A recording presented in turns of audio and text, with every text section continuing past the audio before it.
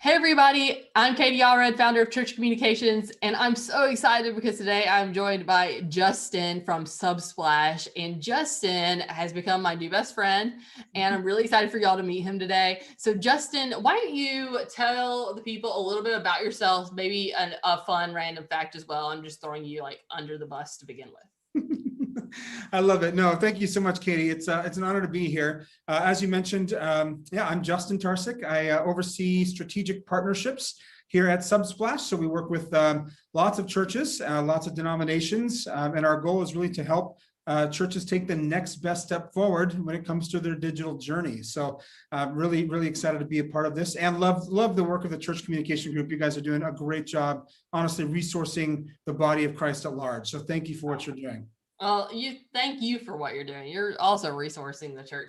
Okay, so actually you told me a little bit the other day about your story about how you got to Subsplash, and I think people might actually be interested in that story. So could you maybe just give us a little overview about how you got to where you are? Sure, yeah, I would love to. And by the way, I guess that could be my fun fact. I forgot to mention one. Yeah, so that can be your fun fact as well. Make it this. So I've bin pastoring, grateful to be in full-time vocational ministry for the better part of 2 decades, and the last 2 decades. And in our last ministry, we've been all over the country, in Los Angeles and Seattle and Brooklyn, and we're in Cincinnati now. But our last kind of ministry outing most recently was in Seattle as a church planter. And we really wanted to not just plant a great community in downtown Seattle in the city center, but we also wanted to, for the first time, take a run at bivocational ministry. That was something that we hadn't really experienced before, and just for the kind of church that we felt led to build, we didn't want to have to make sure that our livelihood was dependent on the sacrificial giving of our people in this case. And while I think that's a beautiful model, in this case, for what God had asked us to build, it wouldn't have been viable for us personally. So that meant that we needed other jobs. I had been a client of Subsplash at the different churches I've been a part of over the years, and was absolutely delighted on the customer side. And since they were headquartered and are headquartered in the Seattle area, I thought, well, that would be interesting to see if I could go work for a company that I really love, the mission and the heart and the platform itself. Yeah. And I was grateful to be accepted. And you had used Subsplash before, right? Before you went to Subsplash. So tell me maybe a little bit about that. Sure. Yeah. I mean, the churches that we've been a part of use the app platform. I mean, there's a lot to our platform. We can talk a little bit about what's available to churches today in our conversation, but we're using apps and giving and websites and things like that. A lot of stuff that is provided, and had great experiences with it. I mean, obviously, apps are the dominant way people connect in digitally today. So. Yeah, well, okay, what's crazy is Subsplash has changed a lot in the last 10 years. Like originally only about apps. Now with the websites and messaging, there's so many other things that are part of Subsplash, which I think is really cool. And two, a lot of has changed in the world of communication in the last 10 years alone. I remember asking, actually, in my marketing class, so I teach marketing at a university, and I asked the students who are, Gen Z, like barely millennial, they're right there on the cusp. They kind of hate being known as Gen Z, but they also aren't millennial exactly, right? Mm-hmm. But I asked them, like, do you prefer browser or do you prefer apps? And almost every single one of them said apps, which was really crazy for me being a millennial. Like I prefer websites, and being a web developer too, I prefer websites. But then I realized 80% of people are on their smartphone accessing websites or using an app. And that's when I realized, I was like, okay, so you would prefer to use an app instead of a website? And they were like 100% yes. And so I was like, okay, that's pretty strong research. I mean, based off, my several marketing classes where I've asked the same question, like nearly 90% of the class would say, I want an app, which I was like, okay, that's interesting. And by the way, that actually bears out with the data as well. So there's a really interesting third-party organization that does global research, and they're called ComScore. And they, out of the total number of minutes that people spend online digitally. In the US alone, that number eclipses 90% of time spent in mobile apps. So even your anecdotal, like in-class surveys, like lying right up with the data that's out there today. Apps continue to be the dominant way that people engage or interact with organizations. Okay, so our conversation was not necessarily supposed to be about apps. So I'm going to turn the tide a little bit here. Just turn the tide. We just like got caught on a tangent of being like, apps are cool. Like, they really are. Okay, so I'm turning the tide. I'm going to talk about summer engagement. Okay, like we're going into summer. Summer is a hard time for church in general. Before COVID, summer was still a difficult time because most, I mean, even today, there's stats that prove the regular church attender only attends once a month anyway, and that was before COVID. Yep. Okay. So how can churches engage their communities during these like distraction-filled summer months via technology like having a mobile app? So we're going to talk about how engagement is the new attendance. Why don't you explain to me what engagement means? Yeah, that's a great question. And I think it's good to define because it does get thrown out there quite a bit. I'm on a number of calls and we're talking about that, and it's good to stop and actually ask ourselves, what is engagement? And it doesn't matter. Yep. I think the first thing to mention is that engagement, and in this case, digital engagement, is tools, but it's not just the tools that you're using. It really is a strategy. That is probably the biggest thing to understand. Is it's a way to strategize or think about finding a group of people or finding your audience, listening to them, and then mobilizing them toward a series of goals or objectives. Oh, that's good. Right? See, I'm gonna write a note right now. So that really would be, I think, digital engagement at its core. So you're looking for your audience. So if you're using, social media, websites, whatever, you're looking for ways to begin a two-way conversation with your audience. Right. But it's not just to say, hey, it's good to see you. We're glad that you've joined our group. It really is to help mobilize people and move them in a certain direction. Okay, so we talked just a second ago about the apps, right? Like there's ways to engage people on apps. What are those ways exactly? Like how is Subsplash the ultimate engagement platform? Yeah, I think that's a great question. And we can get into even more, details about websites and everything else and why you actually need both of those environments. Yeah. But if we're talking just about apps, because people spend so much time on apps, you have something available to you that not any other digital communication channel offers, and that's push notifications. So that honestly is the primary way to connect. I mean, you think about a successful email campaign, even in the best digital marketing environments. And I love email. I think it's great. But a successful campaign on a national level is around 25 to 30% open rates. And so when you're thinking about it, if you hit 35 or 40, you're out of this world. So but think about that for a second. Even the best email campaign, 70% of your audience probably never opened that thing that you spent hours crafting to hopefully, bring in as call to action or next steps. Right. That statistic is actually almost reversed with push notifications where you've got wild, right? Right. And so it really helps you take next steps, which again, that's why digital engagement isn't just about tools. It is a strategy, but you need good tools to help you and to help your audience take good next steps. Right. Okay. So why is engagement relevant in a post-COVID world? Yeah, that's a great question.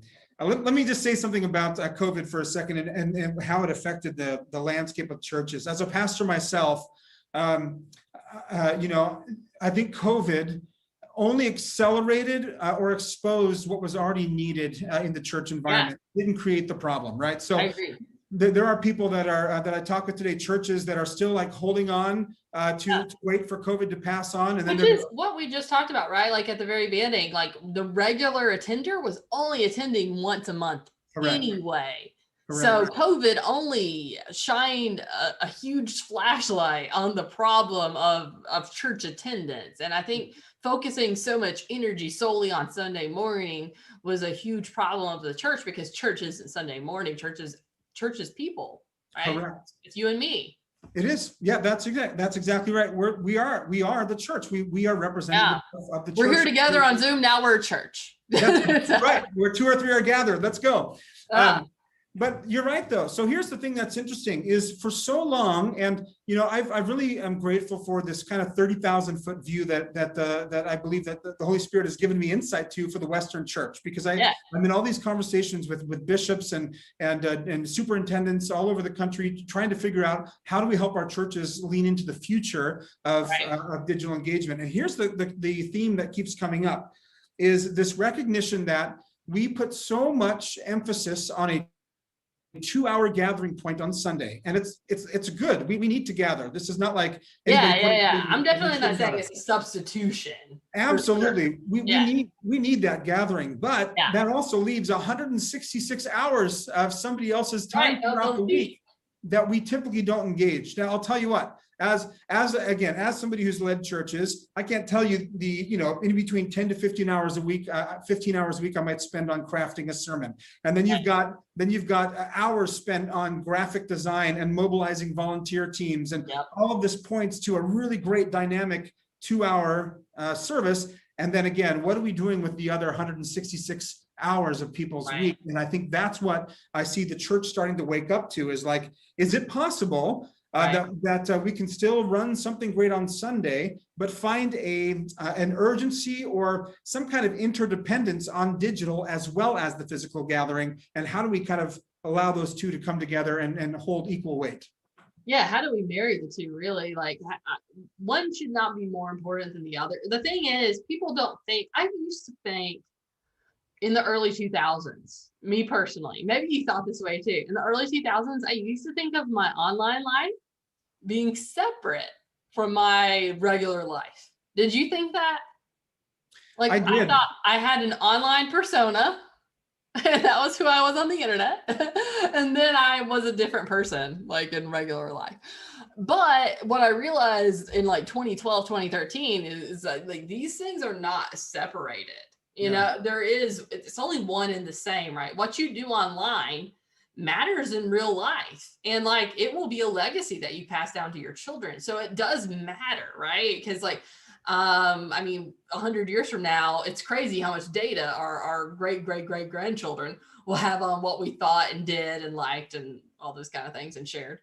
And so online matters, but so does real time being in person together. There's no nobody should ever say that, like, discredit that, because obviously that's what we've been doing, right? We're just saying that there's also this other like layer of togetherness that we can do now, which is so cool, and we should definitely utilize it.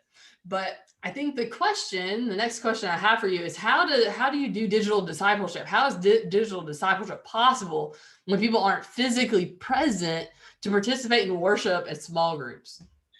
That's a great question. And I think it kind of goes back to a continuation of that. Are we measuring attendance or are we measuring engagement? I'll give you an example. Actually, I was talking with a church today in upstate New York, and they've been on our Subsplash platform. They're doing websites, apps, in-app group messaging. They're using our live streaming tool. I mean, they basically went all in with our platform. And he was just hired on as the online pastor, which was a brand new thought for their church. And so for them, there's so many now. Yeah, it's really neat to see that becoming more of a priority. And as we were talking today, he actually told me, he said, we have somebody who has only been in our building one time. But they're an active tither in our church. They attend all of our online Bible studies, and the most faithful of our online Bible study members.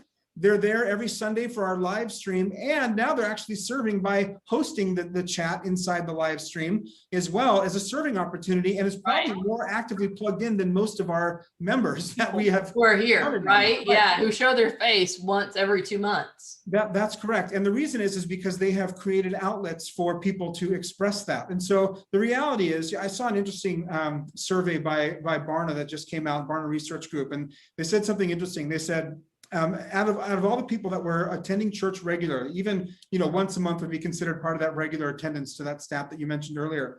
And they said that a third of people are moving back, they say connected to the church that they were a part of before COVID. Right. But then a third of people left and they are not coming back in any shape or form, right? So that's a bummer.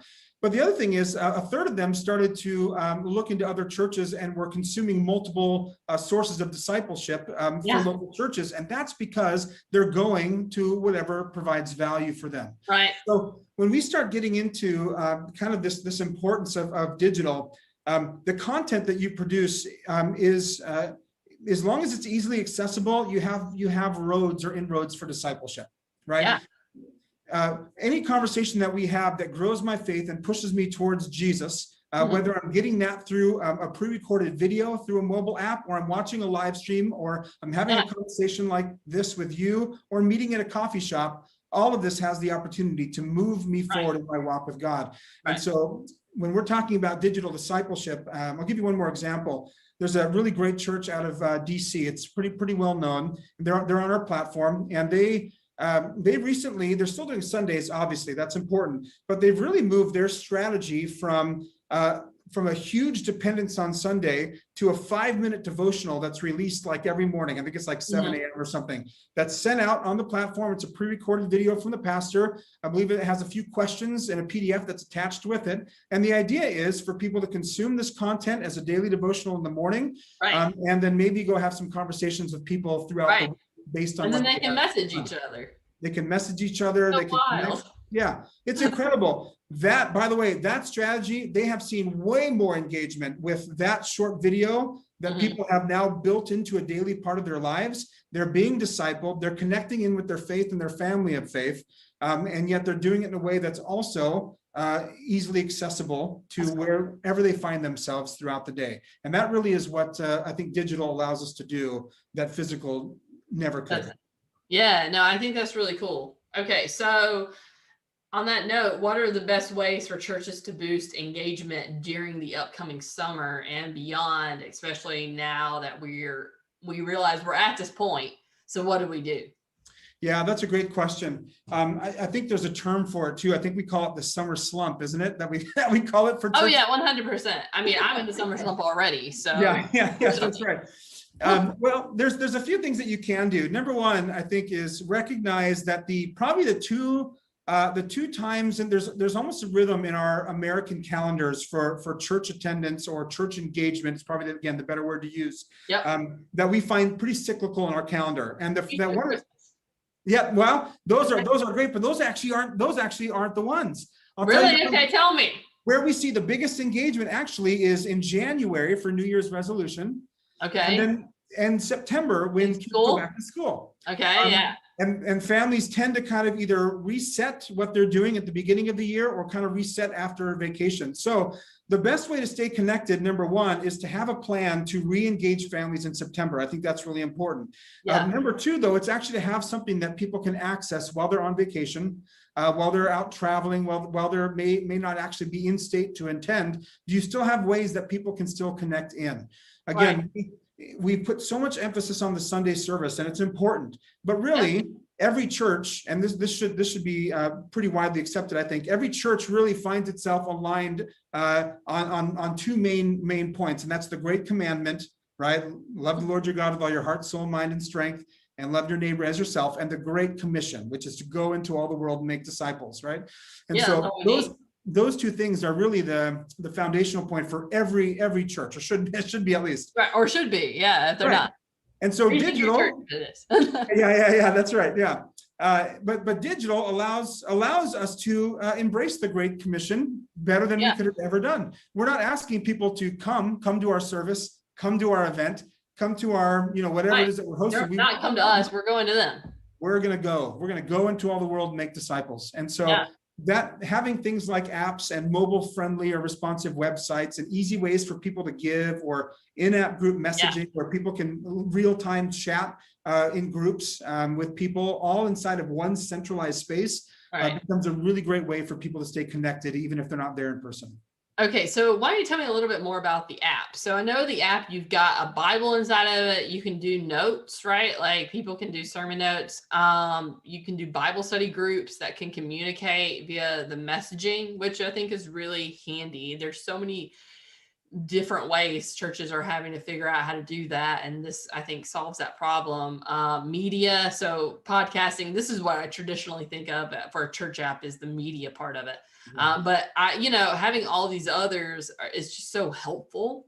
And then I wanted to talk a little bit about your websites. Can you share with us maybe a little bit about the Subsplash websites?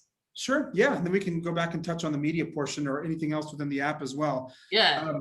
The web platform is great. It's built really mobile first. It looks great on desktops, and but it really is built to be responsive. And there's nothing that you need to do as an administrator to make it responsive.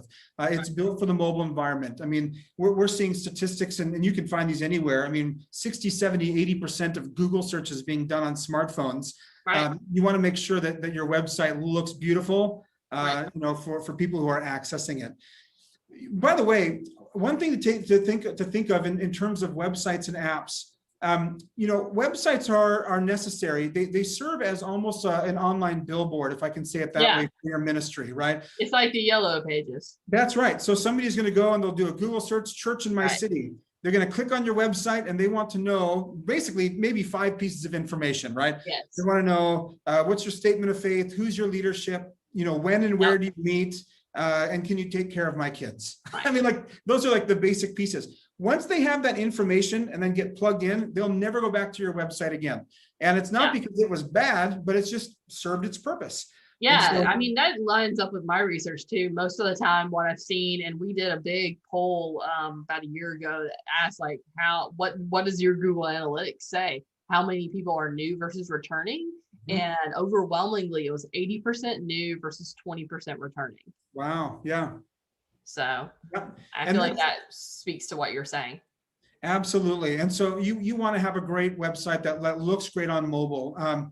And the nice thing is too with websites, most information is static. So when I say static or dynamic, if you think about the things that are constantly changing in a web environment specifically, you're talking media, calendar events, maybe blog posts. Those things are going to be dynamic, constantly changing and moving.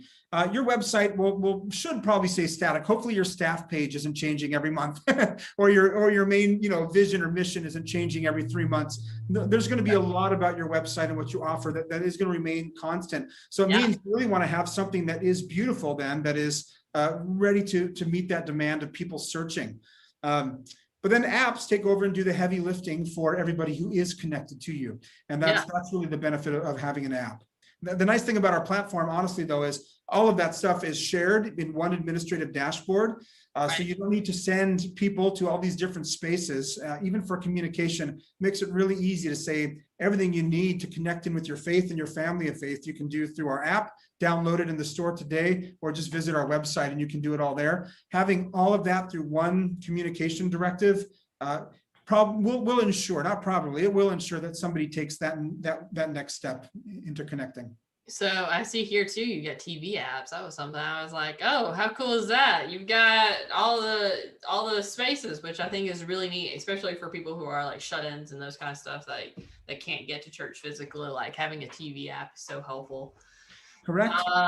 Okay, so what are some engagement tools? We're just talking about 2 of them, really. I think the website and I feel like the app being the primary engagement tool. What are some engagement tools that many churches think are nice to have, but are actually need to have? Yeah, well, that's a great question. I think maybe 3 or 4 years ago, everything we're talking about today, minus the website, would have been nice to have. Sure. I really firmly believe that everything we're talking about today is really a need to have. Yeah. Now, and the reason is because, to your point, we do TV apps, we do media. By the way, this is a big differentiator with Subsplash as a platform. If I can just talk about this for a second. Yeah, sure. That media component is really, really important.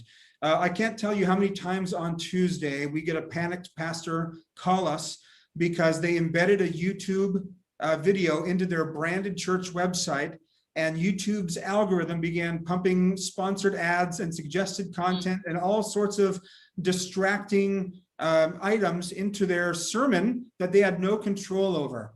The reality is YouTube and Facebook, while they are great for exposure, it's not a great experience for your people. And so one of the things that sets Subsplash apart is because we built the HD media player ourselves, and we will give churches up to 5 terabytes of hosting for all your video content. You basically get a standalone or a holistic ecosystem that is separate from the big social giants, which is good for you for a couple of things. Number one, you're not able to control your content once you release it to Facebook or YouTube.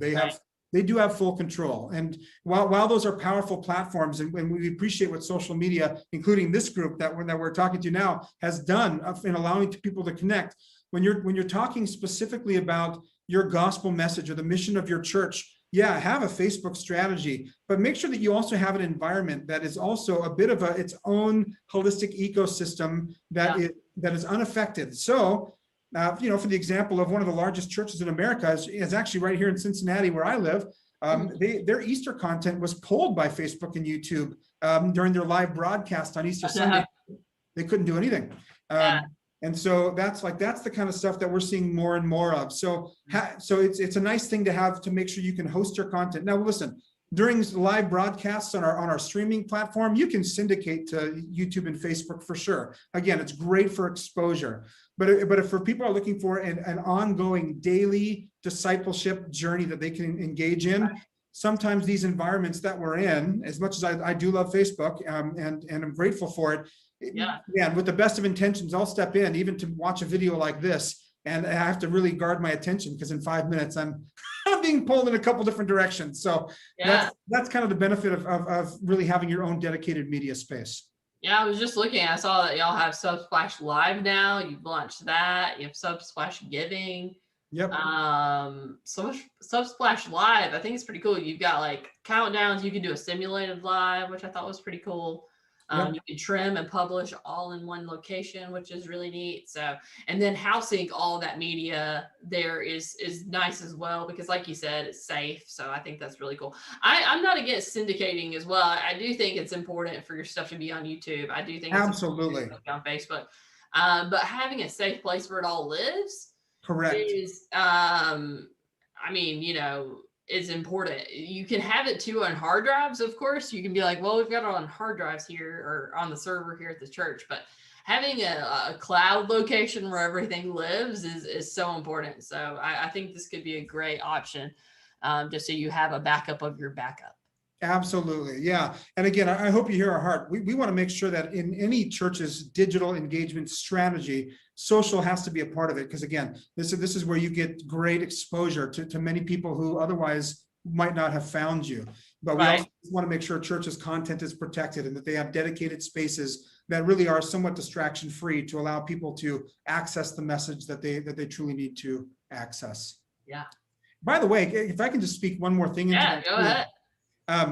One of the benefits of a great digital engagement strategy, but also a great platform like the Subsplash platform, your calls to action become so much cleaner. What I mean is, it wouldn't be uncommon for me over the years as a pastor, as I look back to all the times I got up on a platform on a Sunday, and I asked our congregation in one breath to go to our lobby and sign up for our e-newsletter and sign up for a connect group and download our Bible reading app and go to our website for blog content and text this number for giving and download this and go over here. And by the time I was done, I just gave like 9 calls to action in different spaces, and like my congregation would be like, where do you want me to go? And if they did go somewhere, it usually wasn't the thing I really wanted them to do, right? So here, just say, hey, download our church app, and everything you need that's connected to your faith and your family of faith, you can find right in here. Stay connected with us.